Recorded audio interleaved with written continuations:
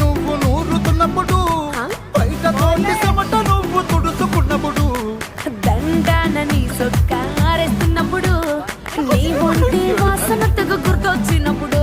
రెండు చేతులెత్తి జుట్టు ముడిచినప్పుడు జండు కత్తుకొని పడుకున్నప్పుడు అలసిపోయి నువ్వు ఆవలించినప్పుడు వచ్చుండై ఫీలింగ్స్ వచ్చి చంపేస్తున్నా